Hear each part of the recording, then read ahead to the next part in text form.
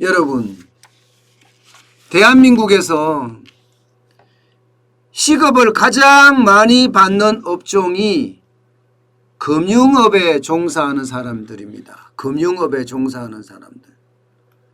일반적으로 대한민국의 시급은요, 올해 기준으로 2021년 기준으로 8,720원입니다.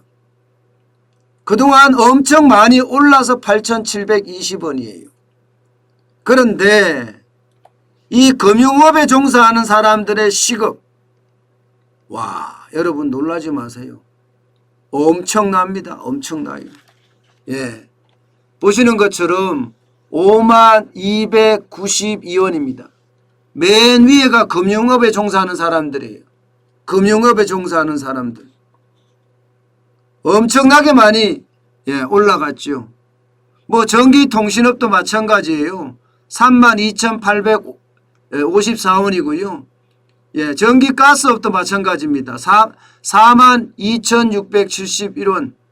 예, 과학기술서비스업, 교육서비스업, 제조업. 위에 올라가는 순서대로 보면 여러분, 어쩌면 뭐 이런 생각이 드네요. 금융업 이러니까 강성노조죠. 강성노조. 전기가스업 이러니까 공기업이에요. 공기업. 그죠? 공기업. 예. 정보통신업까지만 하더라도 이제 좀 내려왔습니다. 결국 공기업이나 노조가 강한 쪽은 시급이 많다 이렇게 보이네요. 예. 그런데 음식 숙박업은요, 실질적으로 취급하는 시급이 8,720원이라고 하지만 실제로는 13,325원을 지불하고 있습니다. 물론 이제 경력도 있고 임금이 그만큼 높아진 탓도 있겠죠. 그러나 최저시급은 음식 숙박업에서는요, 진짜 최저시급에 좀 더 준다고 이야기할 정도입니다.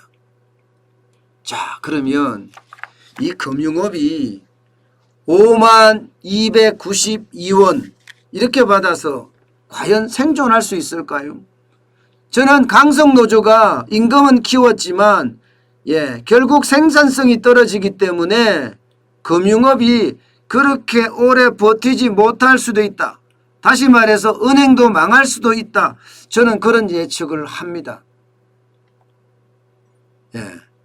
실질적으로요, 금융업에 종사하는 사람들의 월 평균 임금은 797만 6,314원이에요. 적지 않죠. 이게 굉장히 많은 겁니다. 일하는 시간은요 158.6시간입니다. 158.6시간.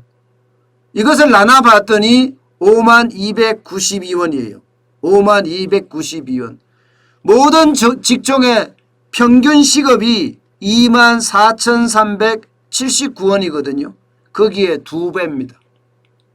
금융사에 종사하는 사람이 거기에 2배를 받고요. 최저임금 8,720원에 비교하면 6배를 받습니다. 6배를. 굉장히 많이 받는 거죠. 그 어느 업종보다도 지금 많이 받고 있습니다. 그런데 이들의 생산성 도대체 어떨까요? 자, 이게 발표된 일반적인 겁니다. 생산성이 내려가고 있습니다. 시중은행의 생산성이. 우리 은행만 하더라도 2019년 6월과 2020년 6월을 비교해 봤더니 직원 1인당 생산성이 2019년에는 1억 1,300만 원이었지만 2020년에는 8천만 원이에요. 신한도 1억은 넘었습니다만 제일 많다고도 이야기하는데요. 1억 3,400만 원에서 1억 2,300만 원으로 떨어졌고요. 하나은행도 마찬가지입니다. 1억 3,700만 원에서 1억 1,500만 원으로 1인당 생산성이 떨어졌습니다. 생산성은 떨어지고 임금은 더 많이 받고 참 이상한 구조죠. 그죠? 대한민국이 그렇습니다. 노조가 세기 때문에 이런 구조는 흔히 있는 일입니다. 그래서 노조공화국이라는 이야기까지 나올 정도잖아요. 근데 더 문제는 여러분, 더 문제는 임직원 수가 계속 늘어난다는 거예요. 비정규직의 정규직화를 시키면서 5대 시중은행의 임직원들은 굉장히 많습니다. 예, 우리은행에 14,000명이고요. 국민은행에 17,559명으로 가장 많습니다. 농협도 적지 않습니다. 16,364명입니다. 그러면 생산성은 떨어지고 임직원 수는 많고 이렇게 되면 임금에 대한 부담 굉장히 크겠죠. 실제로 큽니다. 예, 판매관리비라고 있잖아요. 판매관리비. 일반적으로 원가 그 다음에 판매관리비거든요. 판매관리비가 예, 계산을 하고 나면 영업이익이 그 다음에 나오는데 이 판매관리비 안에서 예, 인건비가 부담하는 비율이 엄청납니다. 올해 1분기에 64.9%예요. 일반적으로 인건비요. 예, 식당이라든가 제조업에서 할 때는 인건비가 뭐 10%에서 20%? 예, 한 20% 차지하는 걸로 저는 항상 기억을 하고 제가 식당 운영할 때도 그렇게 했거든요. 20%를 넘기면 안 된다. 20%. 20%면 3일 만에 그 인건비를 벌어야 된다. 뭐 이런 생각을 저는 하고 있었는데 64.9%면 이거 인건비 못 벌어요. 이것도 굉장히 늘은 거예요. 2019년에는 62.4%였고요. 2020년에는 63.5%였습니다. 그런데 글로벌 금융사들은 어떨까요? 50%대입니다. 예. HSBC 홍콩 상하이은행이죠. 51.4%입니다. JP모건 52.5%입니다. 시티그룹 50.3%예요. 굉장히 적죠. 그러니까 대한민국에 진출해 있는 시티은행이 철수한다는 것도 그런 이유예요. 인건비가 64.9%까지 들어가는데 어떻게 이걸 감당할 수 있습니까? 판매관리비 중에. 예. 직원 수는 굉장히 늘어나고 인건비는 더 늘어나고 여기에 규제까지 더해지니 버텨내겠냐고요. 못 버텨내지. 못 버텨냅니다. 그러니까 시티은행이 철수한다는 이야기가 나오는 겁니다. 문제는 여러분 여기에 있지 않습니다. 제가 은행도 망한다고 이야기한 것은 여기에 있는 것이 아니라 바로 여기에 있습니다. 여러분. 인터넷 은행들의 약진. 여기 보세요. 예. 지금 카카오뱅크 같은 경우는요. 직원 1인당 충전 이익이라고 이야기할 수 있는 거 보세요. 이게 장난이 아닙니다. 2020년과 2021년을 비교해 보면 카카오뱅크는 0.38에서요. 0.38 그러니까 3,800만 원에서 7,500만 원으로 1년당 충전 이익이 쭉 올라갔어요. 완전히 급속하게 올라갔습니다. 급속하게. 반면에 국민은행 예. 5,500만 원에서 6,200만 원 올라갔고요. 신한은행 5,800만 원에 6,100만 원 올라갔습니다. 우리은행 4,800만 원에서 5,800만 원 올라갔고요. 하나은행 5,800만 원에 5,700만 원 내렸습니다. 이 말은 무슨 뜻이에요, 여러분? 예. 지금 인터넷 은행들 K뱅크도 있죠. 아마 토스뱅크도 곧 나올 것 같은데 토스뱅크도. 그러면 인터넷 은행만 해도 세 군데예요. 세 군데. K뱅크, 카카오뱅크, 토스뱅크. 그런데 여기는요. 인원도 적습니다. 모든 게 비대면 온라인으로 다 해결을 해요.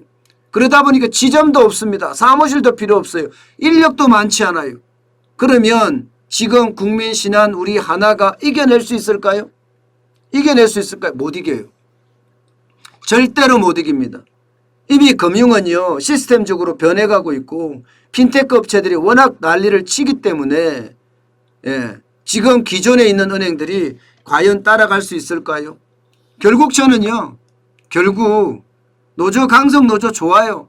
예, 뭐 있을 때 월급 많이 받고 좋습니다. 그러나 이게 장기적으로 과연 은행이 예, 과거의 경쟁력을 이거 가져갈 수 있을까요? 저는 과거의 경쟁력을 가져가기는커녕 자칫 잘못하면 망할 수도 있다고 생각을 해요.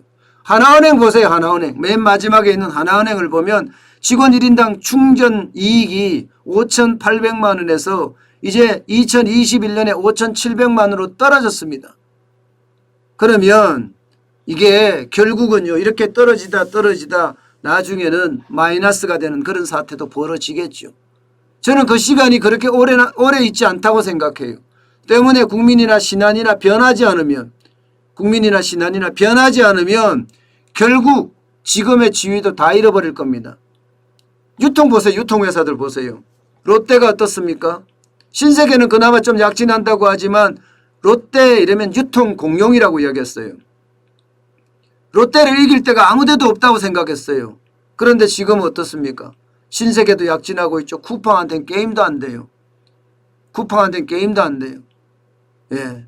물론 이제 비대면에서 온라인에서 그렇기는 하지만 여기에다 11번가 같은 경우는 아마존이 인수를 해서 SK하고 같이 들어온다고 하잖아요. 그러면 대한민국에서 지금 벌어지는 게 쿠팡, 아마존, 여기에다가 오프라인 유통 공룡이라고 하는 롯데, 신세계 뭐 난리도 아닐 겁니다. 아마 유통 대전이 벌어질 거예요. 결국은 오프라인이 힘을 못 쓸 수밖에 없다고 저는 보거든요. 오프라인이. 그렇지 않으면 신세계처럼 스타필드 같은 거 있잖아요. 복합 쇼핑몰. 이렇게 아주 이게 쇼핑과 휴식과 문화를 즐길 수 있는 그렇게 대형으로 가지 않는 한 지금 롯데는 저는 그 어느 때보다 롯데가 위기라고 봅니다. 그런 것처럼 지금 은행도 저는 마찬가지라고 봐요. 지금 뭐 1등 은행이 국민은행이니 신한은행이니 둘이가 싸우고 있지만 국민은행이 1등이죠. 1등이라고 이야기하지만 언제까지 1등 지위를 지킬까요? 당장 직원 1인당 충전 이익도 국민은행 1등을 못 지켰습니다. 오히려 카카오뱅크가 1등 해버렸어요. 벌써 달라지는 모양새, 벌써 달라지는 모양새. 그만큼 시대가 변하면 거기에 따라 변해야 되는데 고집을 가지고 계속 버틴다면 그 시장은 놓칠 수밖에 없습니다. 여러분, 정환전 TV를 보시는 여러분들은 늘 변화에 대해서 변화할 수 있게끔 마음을 열어둬야 됩니다. 그렇지 않고 옹고집스럽게 내 이익만 지키고자 한다면 지금 롯데처럼 아니면은 앞으로 시중은행처럼 그런 짝이 나지 않을까 솔직히 좀 두렵습니다. 저는 변화는 선도적으로 이끌어 나가야 된다고 생각해요. 옛날처럼 뒤따라가는 변화로는요 시장을 리드하지 못합니다. 앞서서 끌고 나가는 게 가장 중요한 변화가 아닐까 저는 다시 한번 생각해 봅니다.